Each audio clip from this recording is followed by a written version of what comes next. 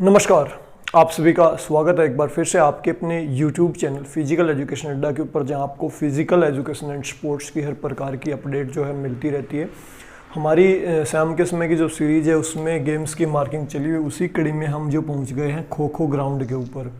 खो खो से related important बातों को देखेंगे, इंपॉर्टेंट बातों को ही नोट करवाऊंगा, ज़्यादा डीपली नहीं घुसना में, ठीक है, क्योंकि वीडियो बहुत ज़्यादा लंबा हो जाता है। बातें पाती हैं 5 काम की ओर पढ़ लेते हैं 30 मिनट, तो सिर्फ एग्जाम ओरिएंटेड बातें करेंगे। उससे पहले कल हमने जो पढ़ा था गेम, उस दौरान कुछ एक बाय मिस्टेक्स जो है मैंने कुछ जो उसमें करेक्शन चाहूँगा। एक तो 1992 का ओलंपिक मैंने आपको बता दिया अटलांटा में बताया था अटलांटा, लेकिन वो आपका हुआ था 1992 का ओलंपिक बर्सिलोना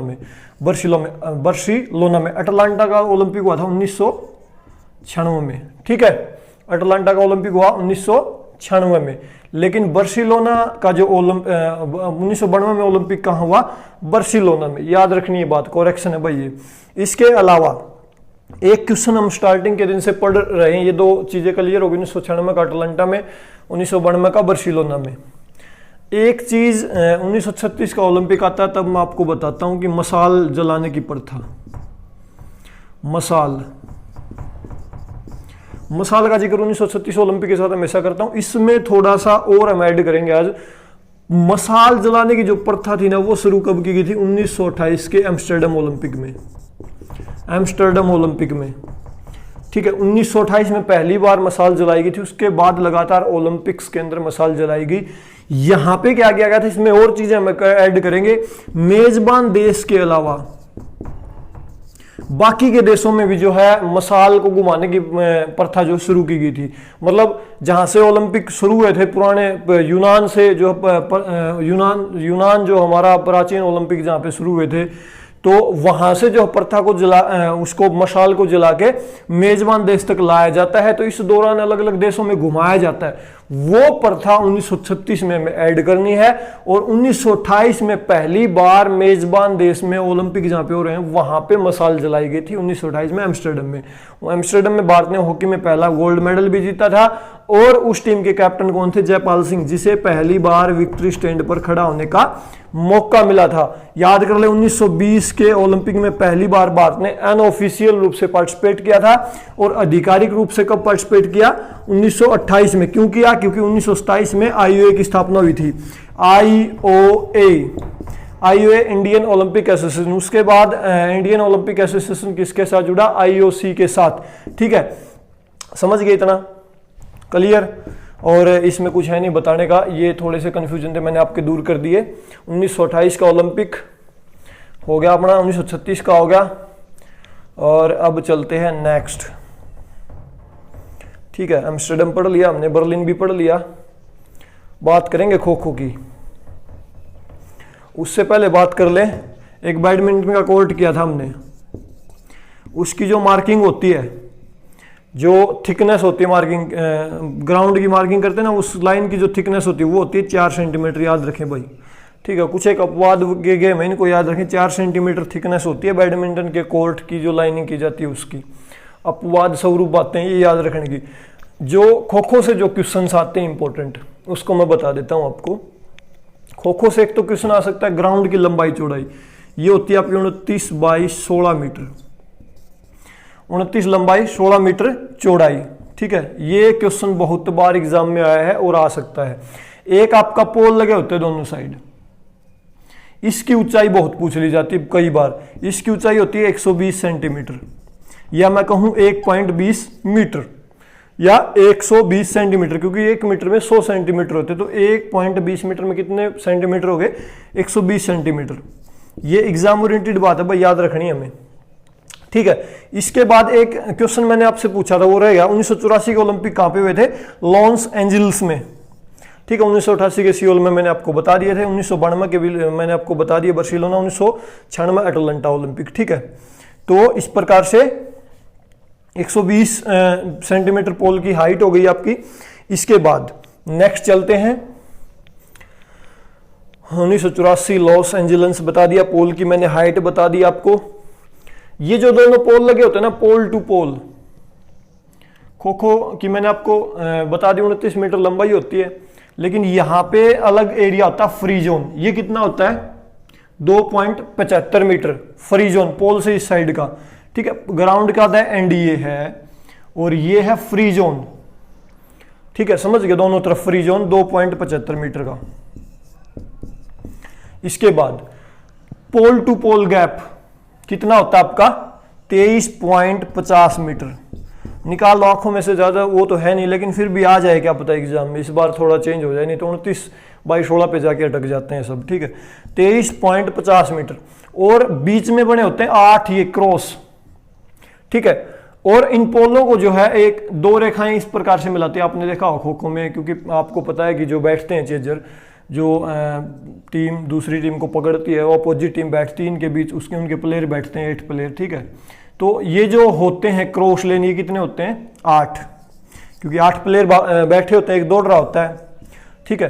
तो ये क्रॉस लेन कितने होते हैं 30x30 सेंटीमीटर इनका वो होता है टोटल, ये क्रॉस जिसके अंदर चेजर बैठता है, ठीक है। 30x30 के 8 वो होते हैं क्रॉस। और इन पोल टू पोल मिलाने वाली रेखा जो दोनों होती है, इनके बीच गैप कितना होता है आपका 30 सेंटीमीटर, मैंने बता दिया, क्योंकि ये जो होता है 30x30 का होता है आपका, ठीक है। कई जगह जो ना ये 35x30 का भी दे रखा है पहला जो ये भाई। इस गेम की मार्किंग में ना बहुत ज्यादा जो है ना वो है फ्लक्चुएशन, मतलब विविधताएं मिलेंगी आपको। मैंने गूगल पे भी सर्च किया, अलग अलग बुक्स के अंदर देखा, तो कहीं पे ये दे रखे 30x30, कहीं पे पहला दे दिया 35x30, तो थोड़े से कंफ्यूजिंग है ये, फिर भी मैंने दोनों आइडिया बता दिया आपको, ठीक है। तो 30x30 के होते हैं ये आपके जो बैठने के जगह होती है इसके अंदर, ठीक है, चेजर के लिए। इसके बाद पहली पोल से पहली क्रॉस लेन के बीच दूरी कितनी होती है वो मैं आपको बता देता हूं, 2.55 मीटर, 2.55 मीटर पहले पोल से पहली क्रॉस के लाइन तक। लेकिन बाकी की जितनी भी लेन टू लेन गैप होता है, क्रॉस लेन टू लेन, ये होता है आपका 2.30 मीटर, 2.30 मीटर। लेकिन पहला जो गैप होता है वो होता है ज्यादा, 2.55, ठीक है, समझ गए। बस मार्किंग से रिलेटेड यही बातें थी, पोल की ऊंचाई मैंने आपको बता दी। मार्किंग से रिलेटेड और ज्यादा क्वेश्चंस आने की संभावना ना के बराबर है। एग्जाम ओरिएंटेड बातें सबसे मेन तो यही है कि हमें पता होना चाहिए कोर्ट की लंबाई और चौड़ाई 29/16। इसके बाद क्या क्वेश्चन आ सकता है वो भी देख लेते हैं। कोर्ट हमारा पूरा हुआ। इसके बाद खो खो को जो है एशियन गेम्स में शामिल किया गया नहीं किया गया, एक बार ये भी देख लेंगे हम। हाँ, गेम की टाइमिंग क्या रहती है भाई, गेम की जो टाइमिंग रहती है ना वो आपकी पहले तो आया करती 7.5 मिनट, लेकिन अब रहती है 9 मिनट। 9 मिनट के होते हैं 4 हाफ, समझ गए, ठीक है, ये होता है 9 मिनट के 4 हाफ होते हैं। बस ज्यादा से ज्यादा ये आ सकता है आपका। और इसके बाद जो एक क्वेश्चन बनता है kho kho federation of India, kho kho federation of India, इसकी स्थापना कब की गई? इसकी स्थापना आपकी की गई थी 1960 में, समझ गए। इसके अलावा 1982 के ओलंपिक कहां हुए थे? इंडिया के अंदर दिल्ली में। यहां पे खो खो को जो प्रदर्शनी मैच के रूप में शामिल किया गया था पहली और आखिरी बार। उसके बाद खो खो को एशियन गेम्स में शामिल नहीं किया गया। दिल्ली में हुए थे पहली बार 1951 में, पहली बार भारत के अंदर हुए थे, नई दिल्ली में हुए थे वो भी, ठीक है। इसके बाद 1982 में जो ओलंपिक हुए थे दूसरी बार, ये क्वेश्चन कई बार एग्जाम में आता है, हमें पता होना चाहिए, ठीक है, एग्जाम ओरिएंटेड क्वेश्चन है ये। और इसके अलावा यहाँ पे कुछ बचा नहीं है। इसके अलावा जो अवार्ड्स हैं हमारे, वो बता देता हूं मैं आपको। जो अवार्ड्स, एक तो आपका अवार्ड बनेगा यहाँ पे अर्जुन पुरस्कार और दूसरा द्रोणाचार्य पुरस्कार। अर्जुन द्रोणाचार्य।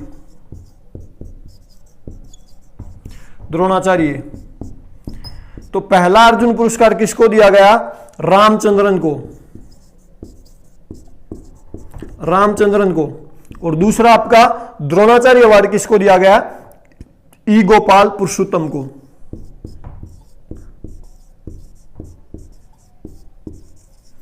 पुरुषोत्तम को,